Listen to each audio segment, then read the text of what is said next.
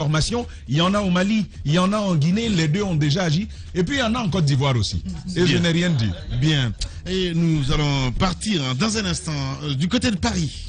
Le pouvoir. Espace TV Guinée est sur YouTube. Abonne-toi. Espace Guinée sur YouTube. Espace TV en avance sur les réseaux sociaux. Radio Espace, les grandes gueules. Leur spécialité, c'est la démesure totale. Tant qu'ils ne changeront pas, nous ne changerons pas non plus. Les grandes gueules, à suivre tous les jours sur la radio d'opinion. Radio Espace. L'idée des grandes gueules n'est pas d'être un petit village dans sa fierté face à...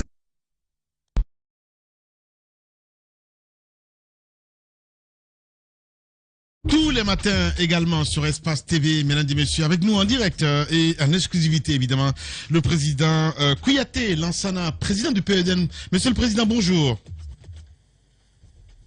Bonjour. Bienvenue sur Radio Espace et sur le GG. Allez-y, Moussa Mouissil. Monsieur le président du PEDN, je pense que l'aéroport international de Conakry-Bessia, vous allez maintenant le fréquenter. Il y a longtemps que vous avez quitté ce pays, boudé complètement le pays depuis votre cassure avec le régime d'Alpha Condé. Maintenant, il n'est plus à la tête du pays. Comment vous avez accueilli les événements de dimanche dernier, Lansana Kouyaté, vous qui êtes resté constant depuis votre séparation avec le pouvoir? Je l'ai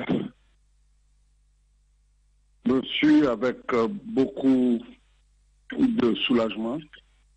La situation en Guinée était très pesante. Ce n'est pas pour moi, c'est pour tout le peuple de Guinée qui souffrait. Cette souffrance était au quotidien. C'était les problèmes d'alimentation, des problèmes de circulation, des problèmes de sécurité. Tout cela s'entassait. Donc, vous comprendrez que je dirais le contraire. C'est venu avec soulagement, même si c'était difficile de prévoir que pour la première fois dans l'histoire de notre pays, on assisterait à un coup d'État réussi de cette façon. Voilà. Lansana Kouyaté en direct. Allez-y, Ahmed Kamara. Bon, aujourd'hui, chacun qualifie un peu ce qui s'est passé en Guinée. D'autres appellent coup d'État, d'autres disent que ce n'est pas un coup d'État. Pour vous, c'est quoi exactement? Et au même moment, on entend la CEDEAO et pas mal de personnes qui demandent aujourd'hui la libération du président Alpha Condé. Quel est votre point de vue sur cette question? Sur la première partie, c'était un coup d'État, c'était pas un coup d'État. Évitons les discussions oiseuses autour de ce sujet. Et il y a eu une sorte de coup d'État civil, parce que le changement de la Constitution n'était vraiment pas approprié. Et à combien de jours, en plus, de la fin du mandat du président de la République, à moins de 6 mois. En moins de 6 mois, on a changé la Constitution et tout le monde savait l'objectif, le but de cela. Bon, donc, coup d'État civil et coup d'État militaire, ce débat me paraît inutile parce que la vérité s'étale devant tout le monde. Il ne faut pas aller dans trop de débats autour de sujets qui sont absolument importants, mais in fine, ce qui arrive, ce qui devrait arriver est arrivé. Et je crois que les Guinéens doivent en tirer les meilleures conséquences pour se refaire, pour créer l'unité et que la Guinée devienne un pays normal. C'est ce que j'ai toujours dit. Je dis, il ne faut même pas courir après l'extraordinaire pour le moment. C'est une Guinée où on a vu des gens ligotés, montrés par la presse. C'est une Guinée qui ne respecte pas les normes, où les Guinéens ne respectent pas ceux qui sont brimés, ils sont brimés et devant tout le monde. On a vu des choses en Guinée qu'on ne voit nulle part au monde parce qu'il faut respecter cette défense. C'est une Guinée où les gens sont mis en prison et parfois longtemps sans savoir pourquoi. Les gens meurent sans savoir pourquoi. Leurs parents ne savent pas pourquoi. La justice doit faire son travail. Et on doit devenir un pays normal. Je souhaite le plus ardemment possible que ceux qui sont détenus aujourd'hui, puisqu'ils doivent rendre compte, et non qu'à rendre compte au travers d'une procédure judiciaire qui est juste et exacte. Bien. Que la CEDEAO vienne maintenant pour demander la libération, écoutez, la diplomatie et la communauté internationale ont parfois un langage qui est inaudible au commun des mortels. Mais ils le disent en sachant que la goutte qui a fait déborder le vase, c'est l'affaire du troisième mandat. Et qui, il ne faut pas l'oublier, a été entachée par beaucoup de morts, les fausses communes, etc., etc. Mais comme je le dis, si nous voulons aller de l'avant, regardons derrière, tournons la page après l'avoir lu peut-être, mais il faut qu'on ne peut pas courir pour rattraper le bonheur tout en regardant le malheur de derrière. Vous risquez de rater le bonheur et être rattrapé encore par le malheur. Voilà. Lansana Kouyaté, président de PEDN en direct. Allez-y, Madame Yoro. Alors, Monsieur Lansana Kouyaté, c'est acté, la junte a pris le pouvoir. Il y a d'ailleurs des concertations qui sont en cours. Les partis politiques sont attendus ce mardi. Je sais que vous n'êtes pas en Guinée, mais certainement le PEDN sera représenté. Quelles sont vos attentes au sein de votre formation politique pour la suite des événements? Et est-ce qu'il faut s'attendre à Lansana Kouyaté les prochains jours en Guinée? Oui, c'est sûr. D'abord, je l'ai souvent dit, vous savez, il ne faut pas entretenir non plus le désespoir de ceux qui vous soutiennent, de ceux qui vous demandent, mais cette fois-ci, c'est la bonne. Parce que le système en place ne me donnait pas satisfaction. C'est pas moi, mais au peuple guinéen, c'était ma perception. Et j'aurais sonné le tocsin depuis le début. Cette fois-ci, c'est la bonne. Le changement est fait. Et maintenant, il faut être là pour s'assurer que ce changement ne sera pas dérivé, n'est-ce pas, du chemin sur lequel le peuple attend ceux qui sont auteurs du changement. C'est dire que je serai là, effectivement. Je n'assisterai pas à cette première réunion. Le PDN il sera représenté par le secrétaire national, Elhadj Khalil Diallo. Et ensuite, on travaille d'arrache-pied à domicile pour nettoyer, faire tout ce qu'il y a comme intendance pour mon retour au pays. Je vous dis en parenthèse qu'en 2019, j'étais venu. C'était à l'occasion du décès de ma belle-mère et j'y suis resté une semaine. Donc, c'était pas que j'étais banni, non. Mais je crois qu'au total, aujourd'hui, tout le monde mesure combien j'avais raison de m'écarter de tout ce yo-yo. Ouais. Lansana Kouyaté en direct ce matin chez les GG. Allez-y, mon cher Ahmed, pardon. Bonjour, monsieur le Premier ministre. Je vais revenir sur deux de vos expressions. Vous avez dit, sonner le tocsin. Vous savez très bien que qui sonne le tocsin claironne. Donc, est-ce que vous pensez qu'à claironner, justement, on ne risque pas de commettre plutôt les mêmes erreurs? Donc, d'aller dans une forme d'impasse que vous dénoncez. Et la deuxième question que je voudrais vous poser, vous avez repris à plusieurs reprises le mot normal. Alors, est-ce que vous pourriez nous faire aujourd'hui un bilan de ce qui a été anormal et qui en sont les comptables, voire les responsables? Le temps du débat, on commence par la deuxième question, le temps du débat viendra. Comme je l'ai dit aussi, il faut tourner la page, on doit tourner la page, mais pas avant de l'avoir lu. En toute honnêteté, il faut en avoir le courage. Il y a eu des endroits où la situation a été pire dans le monde.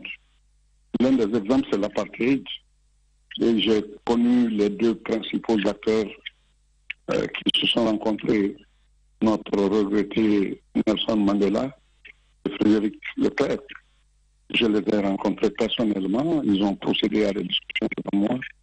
Je sais combien de fois ça a été difficile pour eux. Et combien de fois ils ont évoqué les sujets qu'ils se reprochaient l'un à l'autre personnellement sans compter le système qui était au cœur du problème. Et ils ont pu, grâce à l'appui de la communauté internationale, il faut reconnaître, surtout les pays de la ligne de fond et toute la communauté internationale en fin de compte, ils ont pu arriver à une paix.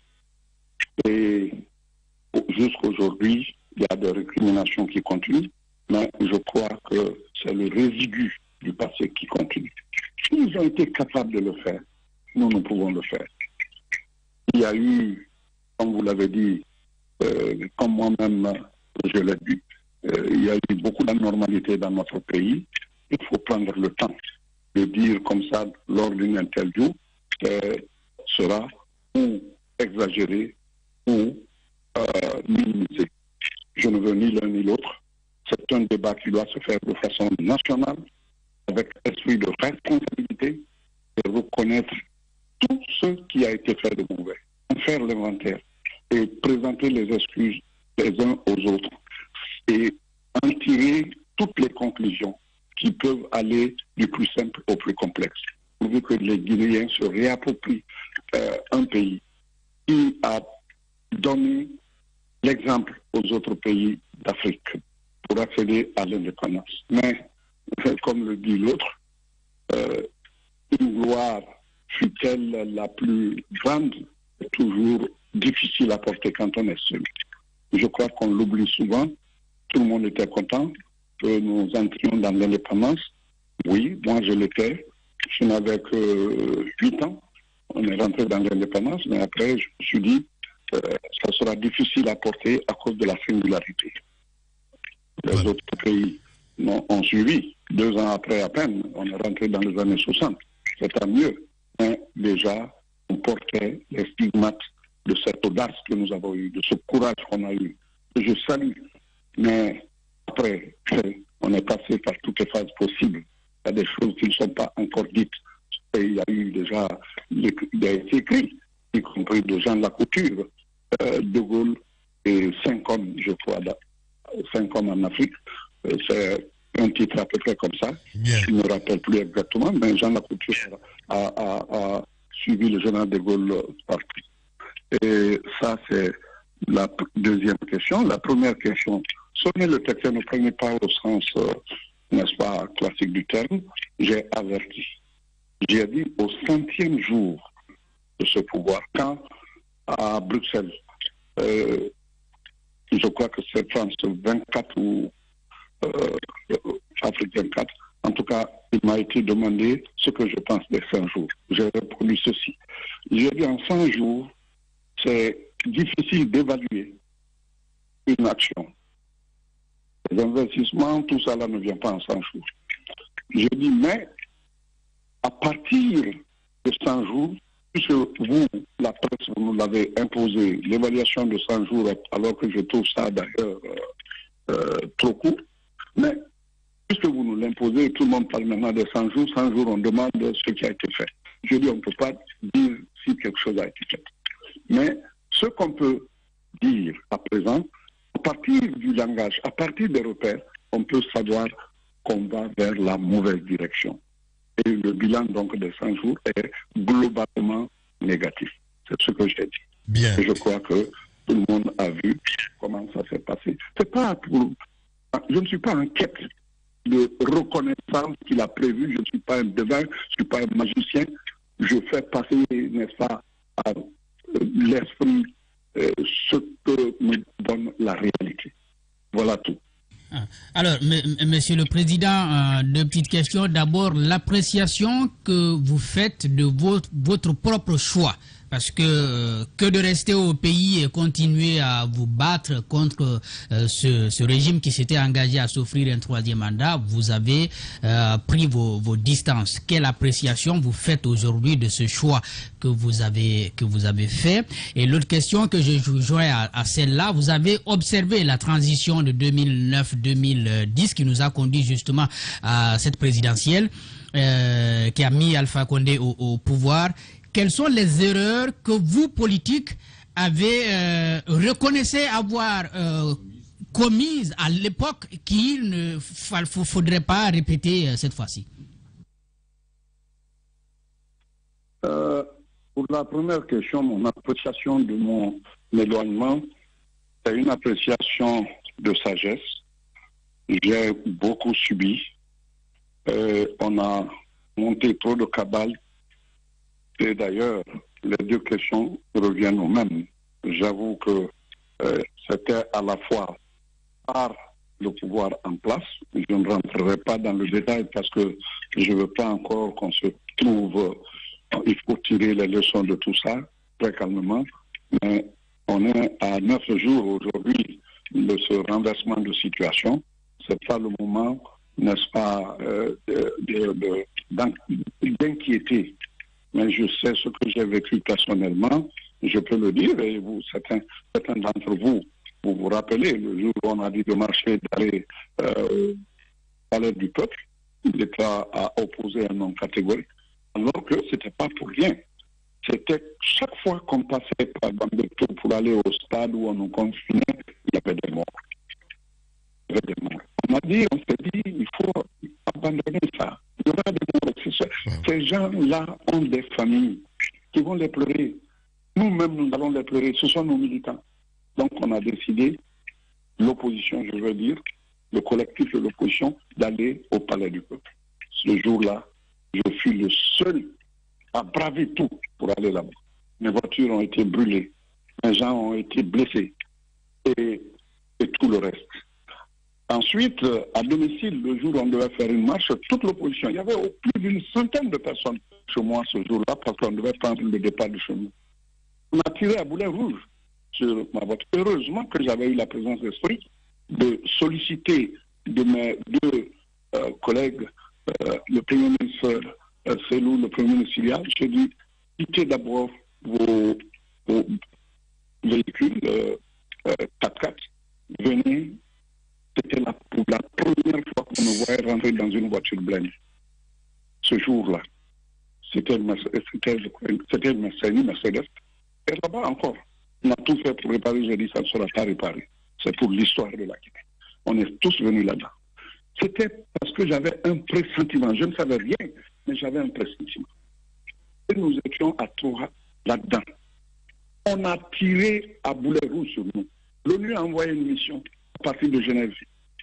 Bon, c'est pas la peine de citer tout. Et ce qui est vu, ce qui n'est pas perçu. Mais en même temps, c'est vrai, il y a eu beaucoup d'erreurs au sein de l'opposition. Je ne vais pas étaler tout ça là sur place. Mais personnellement, je reconnais qu'il y a eu beaucoup d'erreurs, d'harmonisation et finalement de constance, alors que c'est après tout ça là que j'ai décidé de m'éloigner. Tu ne peux pas être à la fois faire face au pouvoir et être dans l'incompréhension avec, n'est-ce pas, tes collègues.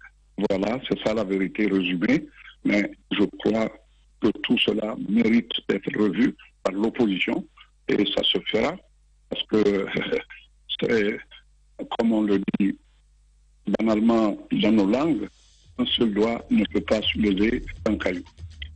Voilà. Lansana Kouyaté en direct de Paris ce matin dans notre émission Les Juges. Monsieur le Président, si vous le voulez, on va revenir à 11h pour continuer le débat parce que tas de questions à poser ce matin. Les auditeurs évidemment aussi qui s'empressent, mesdames et messieurs. La prolongation à 11h. Radio Espace Guinée. Les grandes gueules prônent un journalisme de construction démocratique au service de l'intérêt public. Les GG défendent la démocratie. Et la démocratie, c'est aussi des contre-pouvoirs. Nous bousculons un certain journalisme de gouvernement. Un journalisme... Adafo Média, pour encore creuser cette saison. Amir Le Galant, dès le 6 septembre. Les grandes gueules, la prolongation. La prolongation pour votre plaisir. Merci à vous qui nous suivez à Damakania, ici à Kindia, sur 99.7, Radio Espace Kania. Merci à vous tous à l'international. Dans un instant, évidemment, nous allons repartir du côté de Paris, d'où nous attend donc Lansana Kouyaté, président de PEDN. Et bien, il revient en direct ce matin dans cette émission, mon cher Tamba. Lansana Kouyaté en direct. Alors, Monsieur le Président, cette fois, c'est la ligne du diplomate justement que nous interpellons, que nous questionnons. Vous avez suivi les réactions d'institutions internationales telles l'Union africaine, la CEDEAO et même les Nations Unies qui ont réagi à cette actualité guinéenne. Vous, en lisant ces déclarations-là, quelle analyse vous en faites, vous qui avez quand même un très intéressant parcours de diplomate?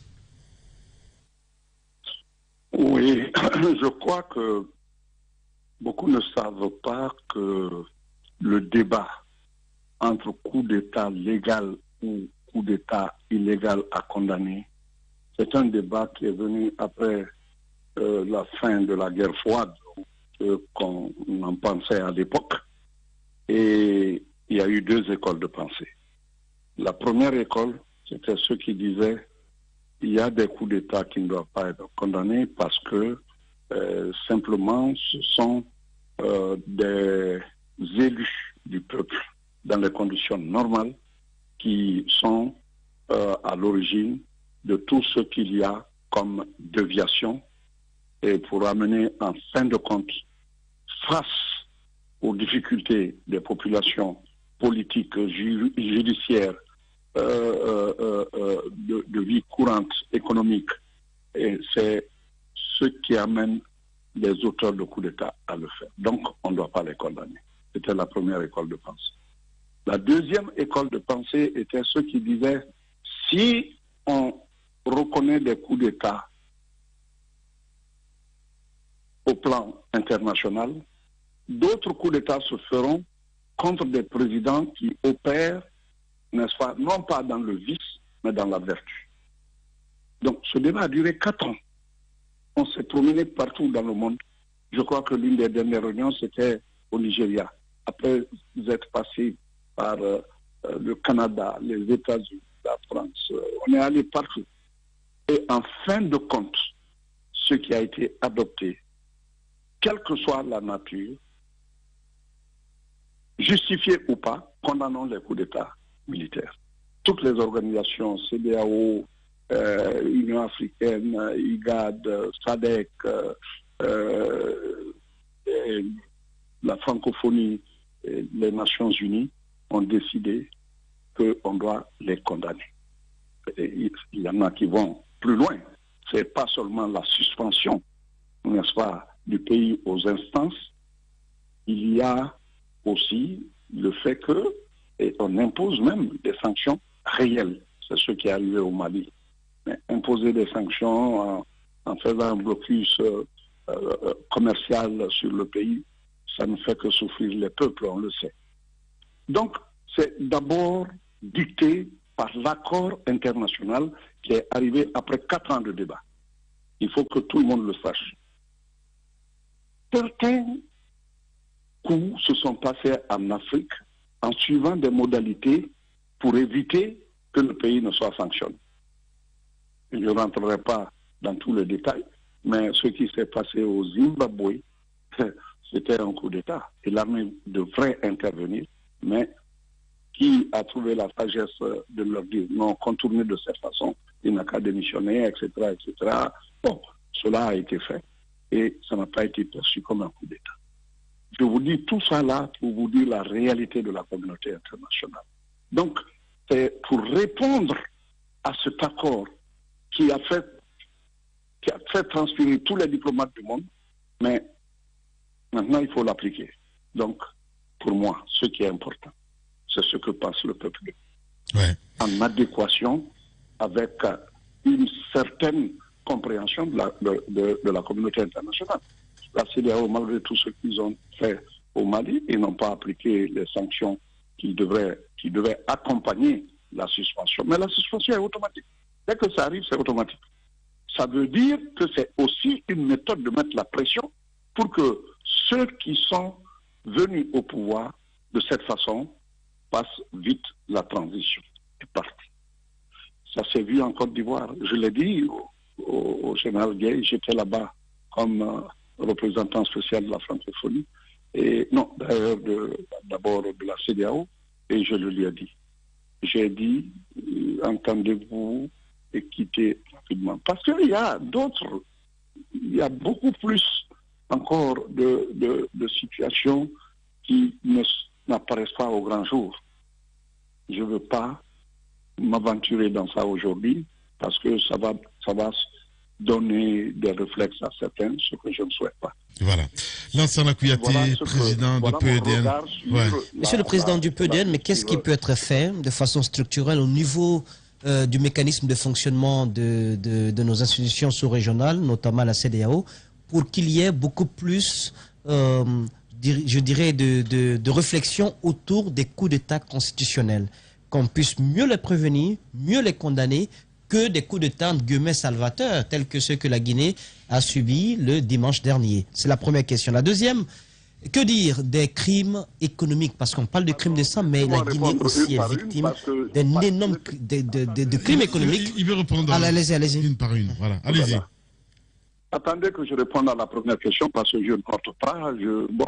Je réponds comme ça au pifomètre, si vous voulez. Qu'est-ce qui peut être fait par la CEDEAO pour éviter les coups d'État constitutionnels? La CEDEAO a tous les instruments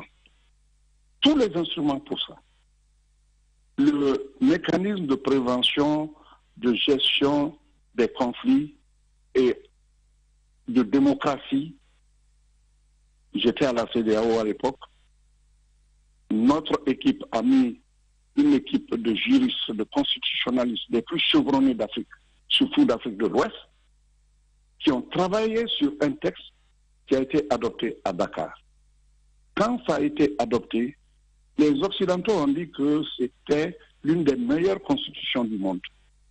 Ce sont les démocrates d'ailleurs qui le disent. Ces documents sont là-bas. Le problème de l'Afrique, ce n'est pas d'avoir tenté de mettre les textes en place, mais c'est l'application qui fait défaut. Je l'ai toujours dit. Finalement, Monsieur le Président, on le disait encore quelques temps. Il y a comme l'impression à partir d'ici que des institutions comme la Banque mondiale, mais pour parler d'institutions d'intégration, l'Union européenne, a un peu plus de pression, elle est plus entendue, elle est plus crainte par les leaders politiques africains que finalement celle de proximité, la CEDEAO. Est-ce que ce n'est pas le facteur économique finalement la clé pour asseoir cette influence, les mécanismes de cette influence? Bien sûr, la CEDEAO aurait dû avoir cette clé par le prélèvement communautaire. C'est 1% sur toute importation à partir de pays tiers. Ça fait un montant colossal, n'est-ce pas? Et on l'a initié et tous les pays ont signé l'accord pour éviter le manque de moyens à la disposition de l'institution. Pas pour le secrétariat, parce que beaucoup l'ont pensé comme ça. Malheureusement, c'est un peu l'instinct primaire de nos organisations ou des pays qui l'ont créé. On a pensé que c'était pour le secrétariat. On a dû leur dire non. Bien. Alors, l'autre question, Moussa Moïse. Par rapport au crime économique, Monsieur le Président du PEDN, de l'étranger, je sais qu'avec un peu de recul, vous avez certainement compris que notre pays était, par exemple, sur la liste rouge des pays gangrénés par le blanchiment des capitaux, surtout dans l'immobilier, au niveau du trafic de drogue, de cocaïne notamment. Alors, comment solder les comptes par rapport aux crimes économiques commis dans notre pays? Parce que la Guinée a beaucoup perdu. La justice, rien que la justice. Il ne faut rien entreprendre de façon épidermique. Les juges doivent être commis. Dès maintenant, ils doivent savoir qu'ils sont indépendants et qu'ils doivent juger. C'est à partir de cette justice. La justice ne se fait jamais sans enquête, où les enquêtes seront menées. Et tous ceux qui se trouveront coupables doivent être sanctionnés, punis en fonction du délit qu'ils ont commis. Il n'y a pas 1000 choses à faire. C'est la seule voie. La justice doit nous sauver parce que, comme je le dis, ça rentre dans le cadre de ce que j'ai appelé la normalité de la Guinée. Parce qu'on est un pays anormal. Ce qui se fait ailleurs, ce qui est accepté ailleurs, ce qui est courant ailleurs n'est pas courant en Guinée. Et ce qui se fait de mauvais en Guinée n'est pas ce qui est courant dans les autres pays. Soyons dans la normalité, c'est tout. Voilà, allez-y, Madame Yoro. Monsieur Lansana Kouyaté, vous parlez justement de justice. Est-ce que, à votre avis, y compris en parlant de cette justice, de ce jugement qui doit être fait, est-ce que c'est y compris l'actuel président, je veux dire l'ancien président, et y compris le président Alpha Condé, est-ce que ce jugement devrait être fait, à votre avis, ici, en Guinée? Et l'autre question que je voulais poser, avant qu'on ne parte en pause, je vous ai posé une question sur vos attentes. Vos attentes, bien évidemment, par rapport aux agissements de la junte, par rapport au cours que devraient prendre les événements. Est-ce que vous vous attendriez à une situation du genre à organiser, à planifier des élections ou bien à les organiser avant le départ de la junte?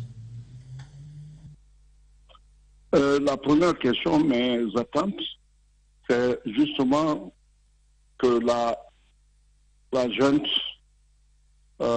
continue de rassurer, de déployer la sérénité, d'écouter tous les acteurs tels qu'il a commencé et d'avoir garanti que les ministres sont à résidence surveillée et non, n'est-ce pas, en prison. C'est une bonne chose. D'avoir assuré que le président, l'ancien président, se porte bien et qu'il est traité, il suit ses soins par ses propres médecins, y compris qu'on lui donne, qu'on lui fasse de la nourriture par ses propres gens. Bon, tout cela est bien. L'attente donc est qu'il continue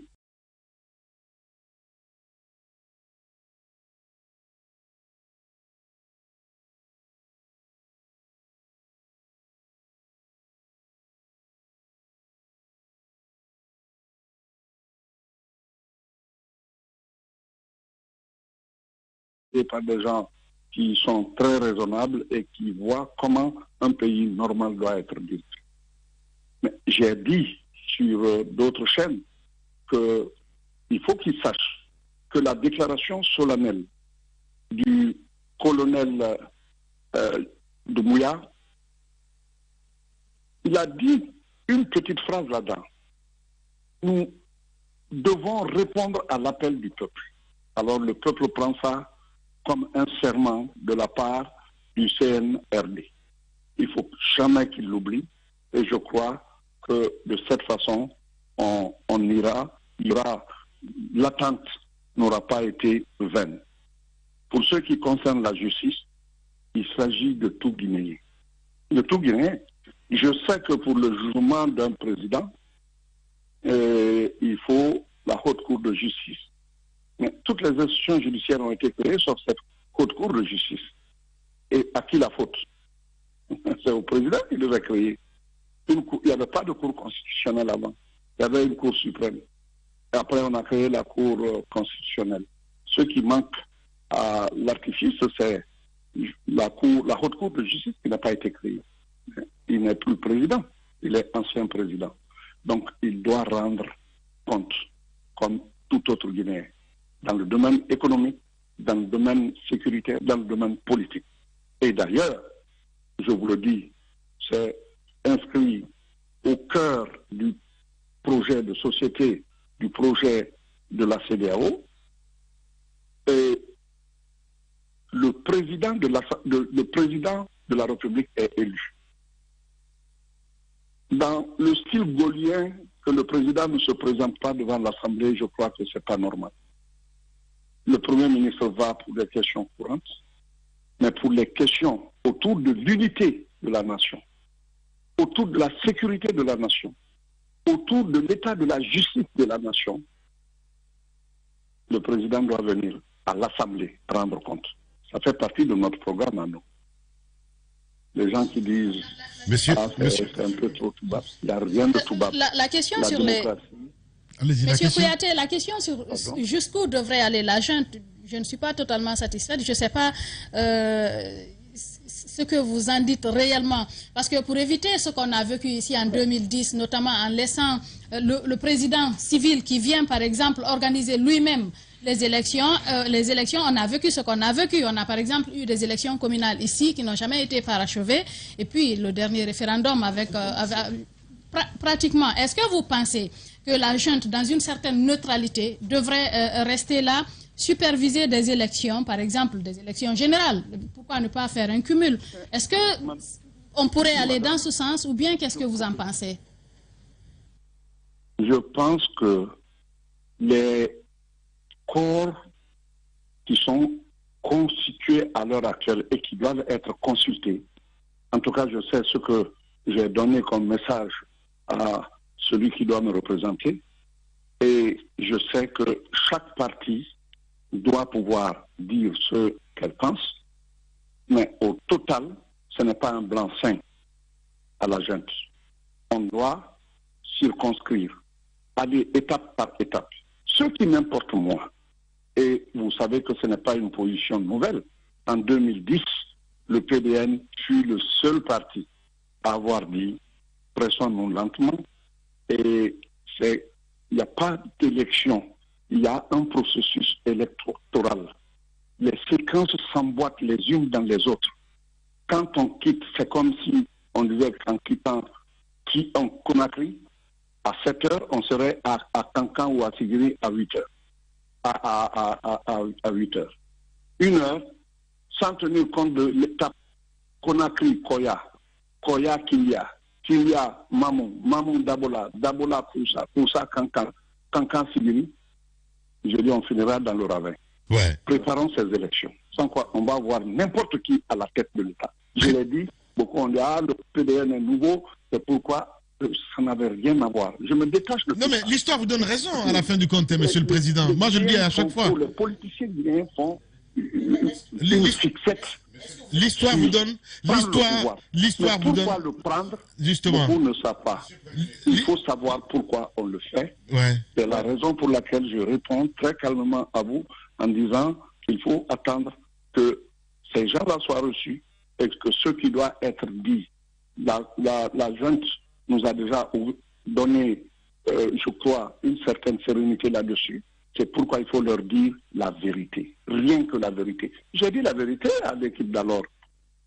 Quand le capitaine Davis a voulu se présenter, j'ai dit non. J'ai dit non. Et on en a parlé, et je l'ai dit d'ailleurs aussi sur une des radios, une des télévisions internationales.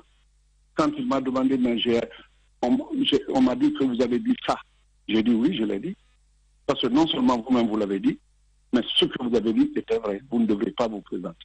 Bien. Vous êtes un officier supérieur, vous êtes chef des armées, vous êtes aujourd'hui chef de l'État parce que vous n'êtes pas élu. Vous ne devez pas vous présenter et la transition doit s'arrêter quand il faut pour organiser, pour laisser une autre façon de terminer pas, le travail à faire pour qu'il y ait des élections justes. Justement. Je suis dans la même posture. Oui, la transition, mais pour combien de temps, Kouyaté? C'est important que vous le dites. Parce que, oui, n'est pas se presser. Écoutez, vous l'avez dit plusieurs fois, n'est pas se presser. Vous l'avez dit en 2010, on ne vous a pas écouté. Moi, je suis le premier à chaque fois à vous donner raison dans ce studio parce que vous êtes prévoyant. Non, j'ai dit se presser lentement. Ça veut dire qu'il faut prendre. On ne définit pas le temps avant d'avoir d'abord cerné ce qu'on doit faire comme opération pour qu'il y ait des élections transparentes après. Bien. Allez-y, Ahmed Kourouma. Moi, je vais essayer de faire le bilan de ce que vous venez de nous dire et puis vous sortir un peu de votre confort parce que vous nous répondez calmement, comme vous dites. Mais je trouve un peu fort de café, monsieur le Premier ministre, que vous nous disiez que le président de la République se doit de rendre des comptes alors que vous, qui avez été Premier ministre, le président de la République, l'ancien président de la République, alors que vous, qui avez été Premier ministre, ne rendiez pas compte en ce moment au peuple de Guinée. Mais je voudrais rectifier une petite chose que vous avez dite.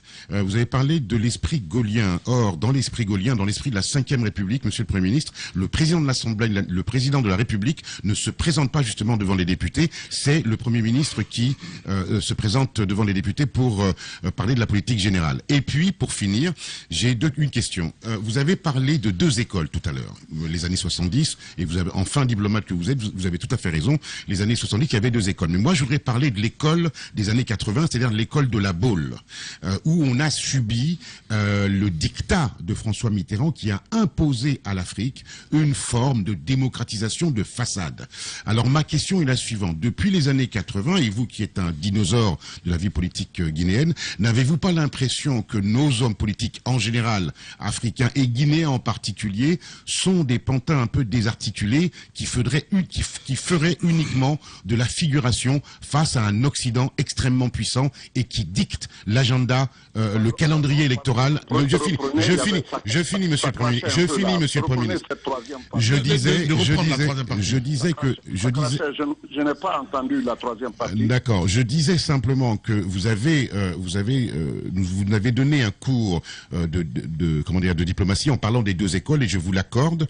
Mais moi, je voudrais remonter aux années 80 où François Mitterrand a dicté une espèce de démocratie de façade à partir de la conférence de la Baule. Et depuis lors, est-ce que vous n'avez pas l'impression que l'ensemble des hommes politiques africains et guinéens en particulier, dont vous faites partie, seraient des pantins désarticulés qui ne feraient uniquement que de la figuration face aux agendas, aux calendriers et surtout au système économique imposé par l'Occident? Merci, monsieur. Moi, j'ai dit que l'ancien président doit rendre compte. Moi, je n'ai pas rendu compte. Je suis peut-être l'un de ces rares qui a dit que tout ce qu'on veut, qu'on me reproche, on n'a qu'à saisir la justice, je répondrai. Je l'ai dit une fois. Je voulais vous dire que celui qui était au pouvoir, s'il avait trouvé un petit centime contre Lansana Kouyaté, je serais passé devant la justice. Je l'ai dit. Rappelez-vous, vous voyez dans vos archives, vous trouverez. Je l'ai dit pas une fois, pas deux fois, peut-être 3 ou 4 fois. Donc, il ne faut pas reprocher à la mariée d'être trop belle. Moi, ce que j'ai dit là, ça reste valable pour tout le monde. Ça reste valable pour tout le monde. Quand on a dirigé l'État, on a ce que les anglo-saxons appellent accountability. Et on doit ça. C'est ce qui doit s'imposer finalement à tous. Personne n'est Dieu. Personne n'est blanc comme neige. Personne n'est... Mais si on sait que les institutions sont respectées, que l'Assemblée joue son rôle, que les organisations, enfin, tout ce qu'il y a comme arsenal judiciaire joue son rôle, alors on fait attention et on gère mieux. En tout cas, Lansana Kouyaté est prêt à tout moment de rendre compte. Monsieur le Premier ministre, je n'aurai pas la bassesse. Monsieur le Premier ministre, pardonnez-moi excusez-moi de vous interrompre. Je n'aurai pas la bassesse de parler. Moi, je ne parle pas de crimes économiques ou de ce qu'on aura à vous reprocher là-dessus. Je ne suis pas aussi bas que cela dans mon discours. Ce que je vous demande plus précisément, c'est de rendre compte du bilan de votre passage à la primature. C'est ce qui nous intéresse. Vous avez parlé tout à l'heure d'un. Attendez, laissez-moi juste finir. Vous avez parlé tout à l'heure d'un fait évident, la Haute Cour de justice. Comment se fait-il, puisque vous l'avez reproché à ce président-là, comment se fait-il que lors de votre passage, vous, à la primature, vous n'ayez pas justement commencé les démarches pour que, enfin, dans ce pays que vous voulez normal, il y ait à l'époque une haute cour de justice, une haute cour de justice qui s'installe. Non mais attendez, vous pouvez me laisser terminer? Allez-y. Merci. Je sais que vous n'étiez que Premier ministre, il y avait un président, mais vous auriez pu quand même à l'époque le suggérer. Ça a été non seulement suggéré, je me suis rencontré avec les magistrats, avec les juges. On a eu des réunions autour de tous ces sujets. Il serait superfétatoire de rentrer dans tout le détail, mais toutes ces questions ont été posées. Mes premiers mots aux juges, je me rappelle comme si c'était hier. Je leur ai dit, je ne vous ai pas appelé pour discuter de la question de savoir si vous êtes corrompu ou pas. Acceptons que vous l'êtes. Donc ça, je le fixe en action. Ce que je veux vous demander maintenant, c'est pourquoi vous l'êtes. Et c'est ce jour que j'ai été édifié sur beaucoup de choses. Parce qu'ils ont dit, personne ne nous a encore posé cette question. La police est l'auxiliaire de la justice. Au même rang, le policier est mieux payé et il reçoit mieux que le magistrat. Enfin, on est allé à beaucoup d'autres considérations. J'évoquerai tout ça dans mes mémoires. Mais avant même les mémoires, si c'est dire qu'il n'y a pas eu telle proposition, on a fait au total 15 mois, je dirais même 12 si on prend le temps où on s'est mis à rôder comme on le faisait avant avec les véhicules. Et en 12 mois, je crois que beaucoup de choses ont été faites. Je le dirai le jour, et si vous voulez, sur votre très, très influente radio et vos radio et télévision. Je vous félicite d'ailleurs pour tout le travail que vous avez abattu durant ces années de plomb. Alors, je suis prêt. Nous avons ce bilan est clair et net et précis. Bien. Je n'entre pas dans la philosophie du progrès de ceci ou de cela. Mais bien. En 12 mois, il était quasiment impossible de tout faire. Voilà. Et deuxième question que vous avez posée, la politique du journal de Gaulle, gaulienne, c'est le Premier ministre qui vient et vous en avez donné une des raisons. La vraie raison était quoi? Au sortir de la guerre, avant même la sortie de la guerre, la Deuxième République, la Troisième République, la Quatrième République, c'était des républiques qui ne duraient parfois même pas 3 mois ou 4 mois. Il y avait une instabilité criarde en France. Et en dehors de ça, la France a eu la chance d'avoir un homme qui a pris ses responsabilités, sans quoi les Américains seraient rentrés les premiers à Paris. Mais tous ceux qui se sont battus pour représenter la dignité de la France contre Vichy, c'est tous ceux-là, y compris des communistes, qui se sont unis. Et ce qui a été donné comme mandat au général Leclerc par le général de Gaulle soit le premier à rentrer dans Paris. C'est très important pour la France. Voilà. Et c'est ce qui fut fait. Voilà, Lansana Kouyaté, président du PEDN, en direct ce matin chez les GG sur Radio Espace. Allez-y, mon cher Antoine. Lansana Kouyaté, Mitterrand, De Gaulle, c'est bien, mais on revient chez nous où Doumbouya est désormais homme fort pour parler de la Guinée. Il m'a posé 3 questions. Sur la France, mais on revient en Guinée, monsieur le président. Voilà, la situation guinéenne. La situation guinéenne me préoccupe. Oui, juste je voulais juste demander poser cette question à monsieur Kouyaté, ancien Premier ministre. Non, c'est juste un bout. Est-ce que, monsieur le Premier ministre, vous suggéreriez que pour une fois, en République de Guinée, qu'on nomme une femme première ministre? Oh, pourquoi pas? Allez, c'est répondu. Allez-y. Madame Hiro. C'est bon, Madame Hiro. Voilà, pourquoi pas? Allez-y. Pourquoi pas? Et c'est une question. Tu ne peux pas partout voir une opportunité de défendre les femmes. Depuis que la Guinée est Guinée, il n'y a jamais eu une femme au poste de Premier ministre. Non, mais attends, Moussa Hiro, pour l'instant, on n'est pas là. Chaque occasion, il faut que tu en profites pour en mettre une couche. Les grandes gueules. Qu'est-ce que vous voulez? Non, mais c'est bon. Allez-y, Antoine. Il y a d'ailleurs une femme gouverneur, Mawassila. Monsieur le Président, il y a ces 3 questions que je vais... Oui, rapidement, ces 3 questions que je vais enchaîner rapidement. Mais pour répondre d'abord à madame, oui. Je dis que c'est normal qu'une femme soit Premier ministre si elle remplit les critères. Et je crois qu'on en a qui le remplissent. Bien. Alors, il n'appartient qu'à ceux qui sont là de décider ou à ceux qui viendront de le décider. Alors, non, ils sont pas d'accord dans ce studio. Pour eux, il n'y a pas de femme guinéenne qui puisse prendre ce poste. Oui, tous ceux qui sont dans ce studio. Lamine, vous n'êtes pas d'accord? Non, sauf Lamine, peut-être. Tamba dit qu'il n'y en a pas.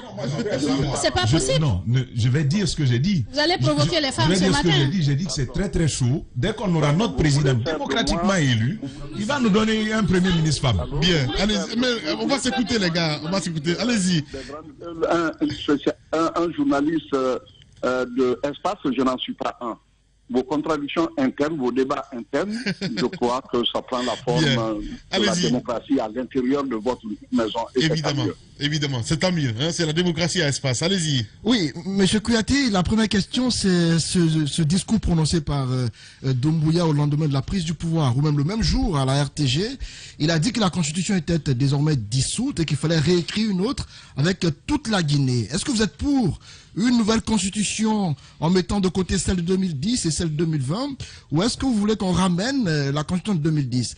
La deuxième question, c'est la classe politique guinéenne, l'opposition notamment qui, au temps d'Alpha Condé, on a estimé qu'elle était en lambeau. Alpha Condé avait finalement fini par l'éclater. Quelle sera votre attitude avec le nouveau régime? Est-ce qu'il y aura de l'entente entre vous, ou comment est-ce que vous allez vous comporter face à Doumbouya et ses hommes? La troisième question, c'est le silence de la communauté internationale, de la plupart des présidents par rapport à ce qui est arrivé à Alpha Condé. En Guinée, il n'y a presque pas eu de manifestation pour la libération d'Alpha Condé, ou voire de communication dans ce sens. Et comment comprenez-vous ce silence à tous les niveaux par rapport à la neutralisation d'Alpha Condé et à ce qu'il a subi lorsqu'on l'a arrêté? Le premier discours à la RTG sur la Constitution, je vous dis très honnêtement et très sincèrement que pour moi, la deuxième Constitution n'existe pas. En tant que membre du FNDC, nous ne l'avons pas reconnu. Nous avons dit que c'est une Constitution de trop. Et en plus de cela, l'argumentaire le plus favorable, c'est que avant le premier tour, tous les partis politiques, c'est nous qui avons exigé, dans le cadre de l'accord de Ouagadougou, qu'il y ait le Conseil national de transition. Tous les segments de la société étaient représentés, y compris nos propres gens, tous les partis politiques qui allaient surtout à l'élection. On a dit on ne va pas, tant qu'il n'y a pas une constitution sur laquelle celui qui vient va prêter serment. On est en train de rentrer dans une nouvelle phase. La constitution de 2010, pour moi, est une constitution solide. Beaucoup le savent, d'ailleurs beaucoup le disent aussi dans le monde judiciaire à l'extérieur. Si ça a besoin de retouches, les retouches peuvent être faites. Mais pour moi, la deuxième constitution, là, celle, je crois, c'était d'octobre ou avril 2020, pour moi, elle n'existe pas. Elle n'existe pas parce que c'était illégal et ça a été illégitime. Rappelez-vous tout ce qu'il y a eu. On connaît comment ça se passe en Guinée. Comme je le dis souvent, les urnes, c'est le chapeau du magicien. Ça rentre foulard, ça sort pigeon. Et on sait tout ce qui se passe. Et tout cela doit être corrigé si nous voulons un pays en paix. Pour la deuxième question, entente entre les opposants. Rappelez-vous que je crois que c'était en 2013, si j'ai bonne souvenance, et c'était précisément vers Dixie, que le professeur Alpha a dit, et il faut être lui pour le dire, dans quelques instants, dans quelques temps, il n'y aura plus d'opposants en Guinée. Un démocrate qui s'est battu pour la démocratie et qui est venu au nom de la démocratie. Il l'a dit. On était prévenus. Si on n'a pas pu nous entendre, c'est pour des raisons que je ne veux pas évoquer parce qu'il faut nécessairement aller à l'entente. Et pour que cette entente ait lieu, je ne veux pas créer aujourd'hui des problèmes aux uns et aux autres. Et peut-être que moi-même, je ne suis pas irréprochable là-dedans. On s'assiera et on tirera les leçons de tout ça. Sans unité, face à Paul ou à Pierre ou à Z ou à X, on ne s'entend, on laissera la Guinée. Et la politique n'est pas sale. C'est parfois les politiciens qui le sont. L'homme a finalement dévalorisé tout ce qu'il a créé de valeur. Et cela n'est pas seulement propre à la politique d'ailleurs. Et c'est la faute des élites. Bien. La faute des élites. Question qui plonge. Oui, troisième question. Qu'est-ce que c'est? La troisième question, c'est le silence. Je crois qu'elle a posé une autre question. Le silence de la... À tous les niveaux. Le silence de la communauté internationale. À tous les niveaux et même de son parti, le RPG, qui n'a pas condamné le coup d'État. Oui, c'est vrai. le RPG n'a pas condamné le coup d'État, ça veut dire déjà que, vous savez, il est plus facile de partager la richesse que de partager la pauvreté. La permanence de Conakry du RPG a été fermée combien de fois par les gens du RPG? C'est parce qu'ils avaient des raisons de le faire. Donc, ça, tout le monde le sait. La troisième question de madame, c'est le silence de la communauté internationale face, n'est-ce pas, au changement de régime. Les États sont comme ça. Les États analysent, les États ne se pressent pas. Mais cela, vous ne saurez jamais le tréfonds de leur pensée que quand vous allez dans le tréfonds, n'est-ce pas, de leur structure. Je sais qu'il y a des pays qui ont condamné comme ça, mais j'ai appelé au plus haut niveau, ils ont dit que c'est pour la forme, mais le système ne leur plaisait pas. Bien. Voilà, là c'est comme ça pour beaucoup d'autres pays. Voilà. Alors, cette question, évidemment, qui me vient comme ça à l'esprit, on sait bien que Dialikatou Diallo, qui est députée à l'Assemblée nationale, si elle revenait chez vous, est-ce que vous allez l'accepter? Écoutez, j'ai donné pour instruction à mon bureau exécutif national et à tous les militants, ouvrons la main à tous ceux qui veulent venir. Voilà. Y compris à ceux qui nous ont combattus. Ouais. Merci. Ceux qui, pour une raison ou pour une autre, sont partis avec le régime précédent, s'ils viennent, on les recevra. Mais on ne trompe pas deux fois, je crois. On recevra tout, pas elle seulement. Bien. Pas elle seulement. Merci.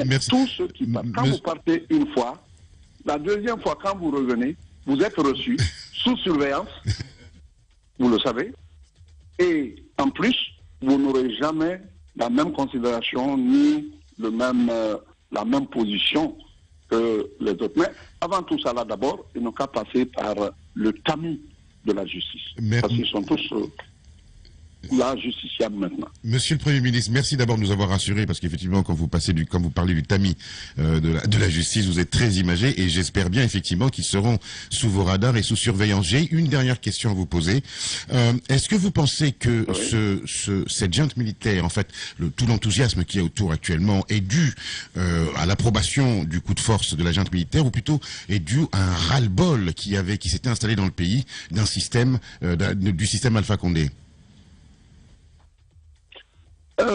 C'est peut-être dû d'abord à un ras-le-bol, comme vous le dites, parce que le système était devenu très oppressant, y compris pour les militants et les militantes du RPG, il faut le reconnaître.